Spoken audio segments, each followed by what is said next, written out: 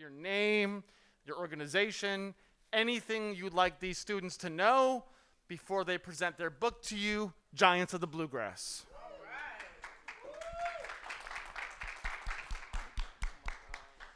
Hi, my name is Seal. I am with Squalus Puppeteers. Hi, my name is Evan. I'm with Narrative 4. Hello, I'm Jody Lewis. I'm with the Kentucky Historical Society. I'm Lamont Collins, founder and CEO of Roots 101 African American Museum. I'm State Representative Attica Scott, serving Kentucky House District 41. Shamika Parrish Wright. I work for the Bell Project, and I'm running to be your first Black woman mayor. Gretchen Hunt. I lead the Mayor's Office for Women. Thank you so much, panelists. Students, this is your table. This is your show. Teach us about your project. Welcome. We are the creators of Giants of the Bluegrass. The Gene continues. We are capturing the stories of our Kentucky ancestors and present-day leaders who have fought and are fighting for justice, for equity, for ending poverty, For more awareness. for the LGBTQ plus acceptance in society, for the right to be who you are and not feel like you're a monster, for fighting against prejudice in society, for representation everywhere, for being true to oneself, for racial equality, For health care, especially for the poor, for civil rights, for Black lives. I'm Kennedy Miles, and my pronouns are she, her, and I wrote about Bertha Reeby because she was the first African-American Black female police officer in Louisville, Kentucky, and I verily believe that her story and accomplishments needed to be heard within the society. My name is Kylie Dobson, and my pronouns are she, her. I wrote about Josephine Henry because she had such a large impact on women's rights during the suffrage movement. My name is Briley Reed, and my pronouns are she, her. I wrote about Abby Marlett because of her capability to adapt to society instead of being a product of her time. I'm Lily Bronger. And I'm Nevaeh Shadden. Our pronouns are she, her. We wrote about Large Clark because he was an LGBTQ plus leader. He showed that being gay was good and to live our lives the way we want to.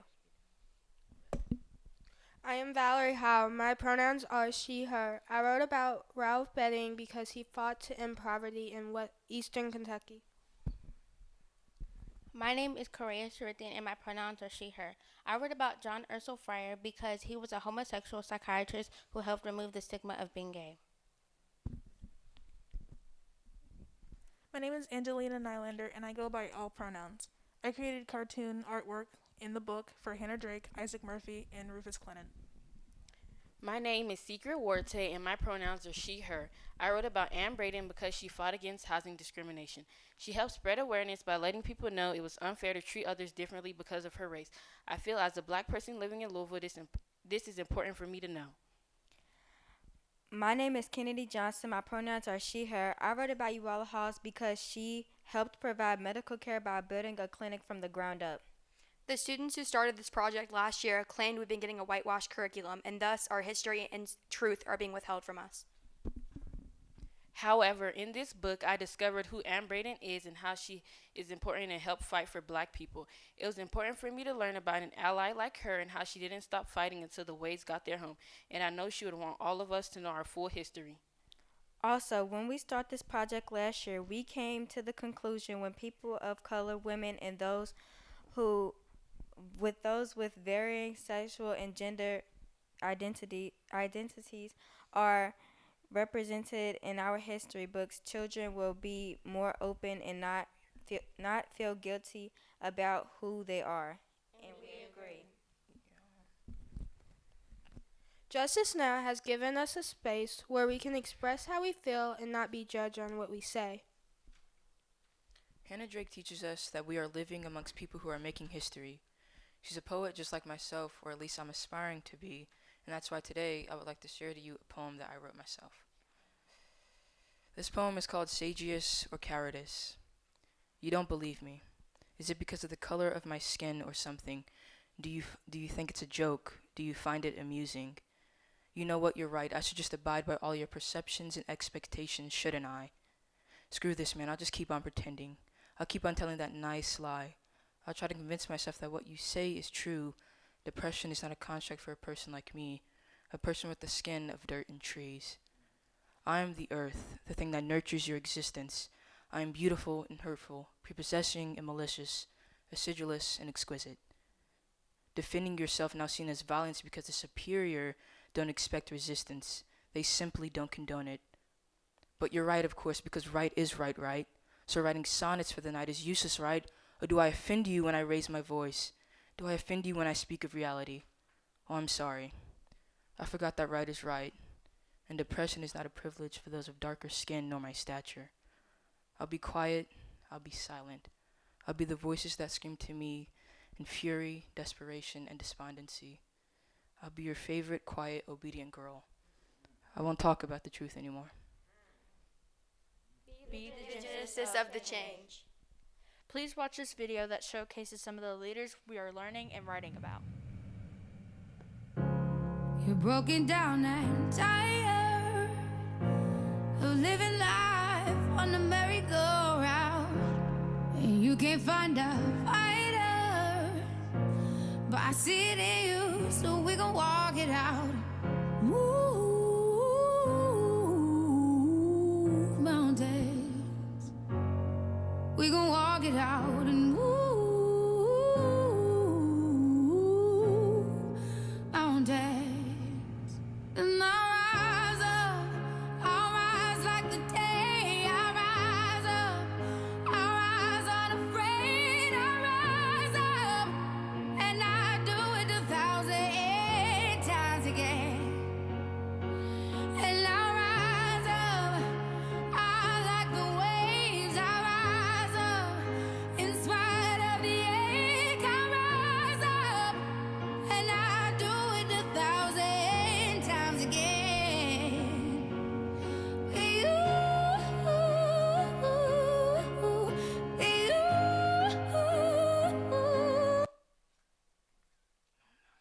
Our book consists of student writing and student art. When we write these pieces, it's after we engage in a lot of research, and then we write as if we are that leader. So it feels like we are directly listening to that reader share their story with us. Here, Alberta Jones teaches us how she's one of the first Black women to pass the bar and defend women and children. A.D. King teaches us how he fought for fair housing for everyone in Louisville and beyond. And Hannah Drake teaches us that poetry can be a vessel for change. I chose to write about John Ursel Frere because he was a homosexual psychiatrist who had to hide his true identity because being gay was seen as a mental illness in his time and workplace. This leader had the courage to speak out at a psychiatry convention proclaiming, "I am gay, I am a psychiatrist." He helped remove society's view of labeling homosexuality as a mental illness. I chose to write about Josephine Henry because she was important during the suffrage movement. She founded the Kentucky Equal Rights Association alongside Laura Clay, and she helped shape what women's rights are like today. I chose to write about Bertha Reeby because, as I said before, she was the first African American female Black police officer in Louisville, Kentucky, and that stuck out to me. By having her as my figure, I was enlightened to all the hardships that women, especially Black women, faced in the police force.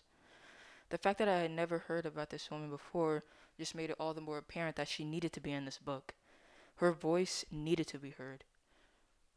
In researching and writing about Ann Braden, I discovered that she and her family's life was put at risk to get housing for the Wade.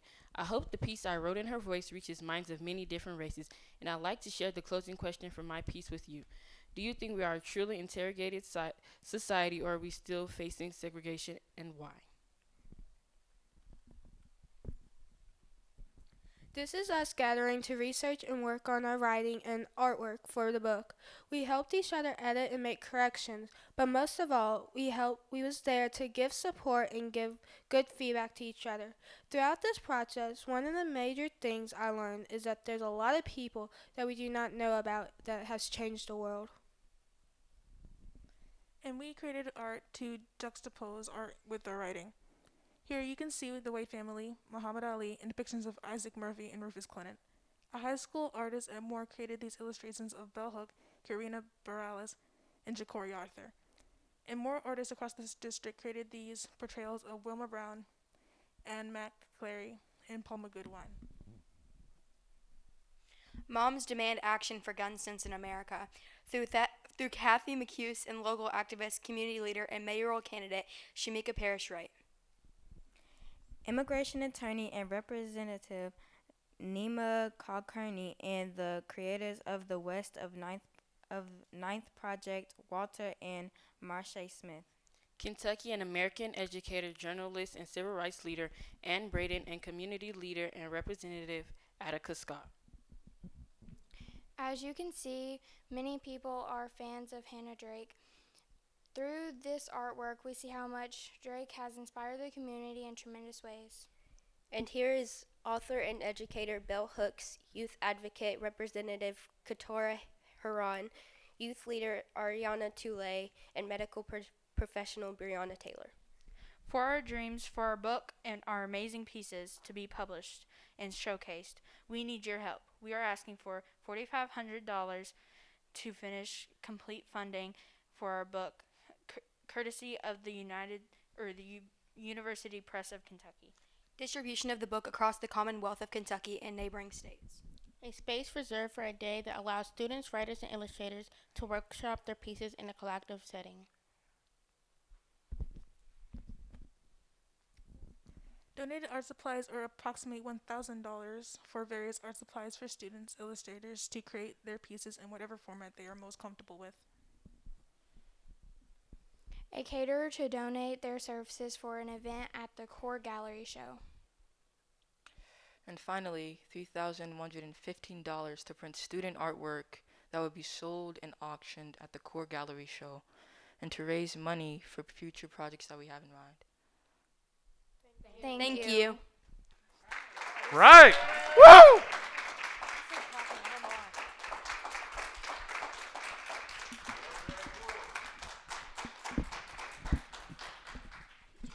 Questions, comments, ready to make commitments from the panelists and want to announce some things?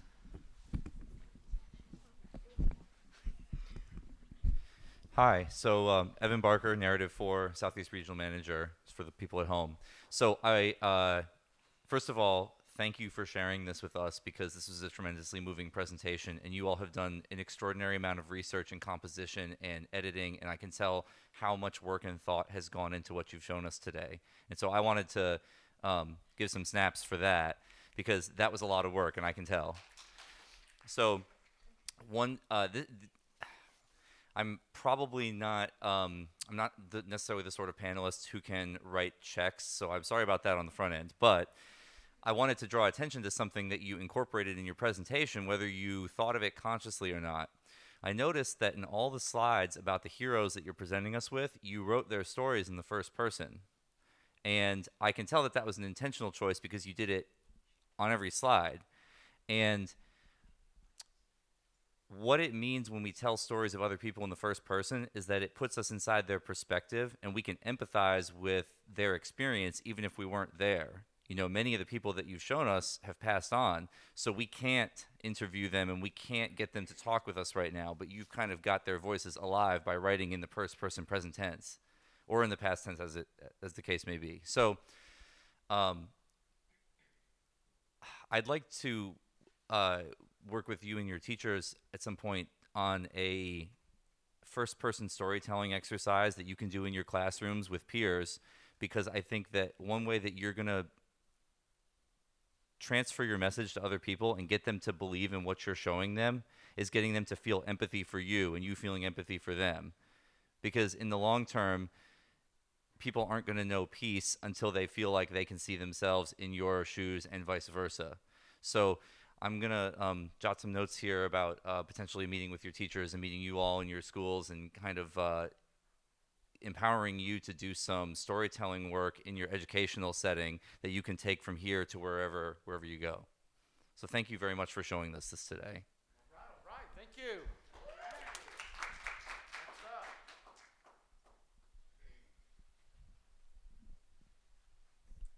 Thank you so much. Thank you. Give Mr. Kaufman a round of applause. He's actually one of my constituents, so it's so good to be part of this with you. Amazing job, girl power. Oh my goodness, that was phenomenal. I loved every bit of it. I don't even know if this thing is on. I don't necessarily, if it wasn't for that, I probably wouldn't have it. First of all, I want to say I love your name tags that say VIP because y'all are the VIPs in this place. We are here because of you. I love the teamwork that I saw. I mean, just the way y'all were engaged with each other, clear on who was speaking next, made sure the person had the mic. That's just so affirming and supportive, and that's what we need more of in community, is support and affirmation of one another. I love that y'all talked about the research that you did to pull together the book, because that's foundational, right? Research is foundational, and then this is turning the book into action. It's making it real, and you're communicating it out with people. And so one of the questions that I have for y'all is, where can I get the book?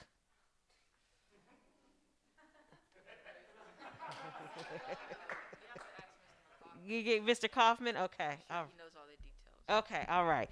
But I need Mr. Kaufman to make sure y'all know all the details, because we're going to want to ask y'all where we get the book. So I just want y'all to be ready.